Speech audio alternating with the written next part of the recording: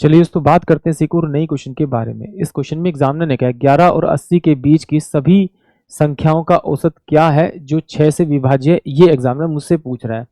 तो एग्जामिनर ने अगर औसत पूछा है आपसे तो पहली संख्या तो मुझे पता है कि 12 ही आएगी जो 6 से डिविजिबल होगी, क्योंकि 11 के बाद 12 ही आता है। और जब मैं इसे डिवाइड करता जाऊंगा तो मेरे पास जो लास्ट की संख्या आएगी वो 78 आएगी। 6 कम 6 6 18, और इसके बाद तो मेरी 80 से बड़ी रहेगी। तो अगर मुझे पहली और आखिरी पता तो मैं इन दोनों को जोड़ूंगा तो मेरे पास में टोटल सम कितना आएगा 90 है। और 90 को अगर मैं 2 से भाग करूंगा तो मेरे पास में इस पूरी संख्याओं का इन संख्याओं का औसत आ जाएगा, यानी कि 45 जो होगा वो 11 से 80 के बीच की सभी 6 से डिविजिबल संख्याओं का औसत होगा, यानी कि ऑप्शन जो डी होगा वो इस क्वेश्चन के लिए करेक्ट होगा।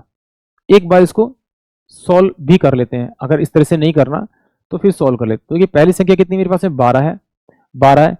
तो अगली संख्या कितनी मेरे पास में 12 और 6 18 होगी। सेम डॉट डॉट करते जाएंगे तो लास्ट वाली संख्या कितनी मेरे पास में 78 हो जाएगी। ये मेरे पास में आपकी लास्ट टर्म यानी कि an मिल गया आपका, और ये मेरे पास में फर्स्ट टर्म यानी कि मेरे पास में a मिल गया, और इनके बीच का जो कॉमन डिफरेंस है वो 6 मिल गया, ये d मिल गया। एग्जामिनर ने मुझसे क्या कहा, मुझे एवरेज निकालने के लिए बोला, तो मैं इसमें AP वाला फॉर्मूला यूज करता हूँ। तो SN इक्वल टू क्या होता है आपका n बाय में 2, और ये होता है फर्स्ट टर्म प्लस का आपका an यानी लास्ट टर्म।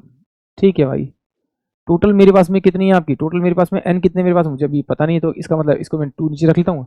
तो a की वैल्यू कितनी मेरे पास में आपकी 12 है, और लास्ट संख्या कितनी मेरे पास में 78 है। अब सुनिए मेरी बात, अगर मैं यहाँ पर मुझे नहीं पता, मैं यहाँ पर n रखूँ, माने कि n संख्या थी, तो मुझे जब एवरेज निकालना पड़ेगा तो इसे n से तो डिवाइड करना पड़ेगा।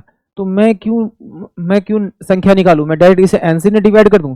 तो इन दोनों को जब जोड़ेंगे तो मेरे पास में कितना आएगा 90, और 90 को 2 से डिवाइड करूंगा तो ये मेरे पास 45 आएगा। और नहीं अगर चाहते आप n निकालना तो फिर भैया n भी निकाल लीजिए। तो n निकालने का फॉर्मूला होगा an इक्वल टू में a प्लस का n माइनस का 1 और d।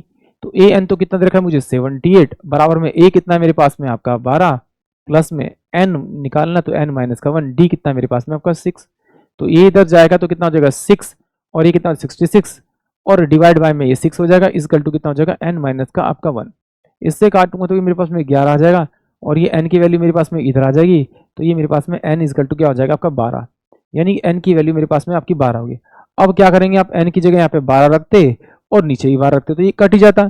तो सिंपल सी बात है, अगर ये n आप इग्नोर कर देंगे तो भी आपका डायरेक्ट आंसर आएगा। जैसे मैंने कहा था, फर्स्ट और लास्ट को जोड़िए और 2 से भाग कीजिए, आपको आपका औसत मिल जाएगा। यानी कि ऑप्शन डी जो होगा वो इस क्वेश्चन के लिए करेक्ट होगा। आई होप आप सभी को क्वेश्चन समझ में आया होगा।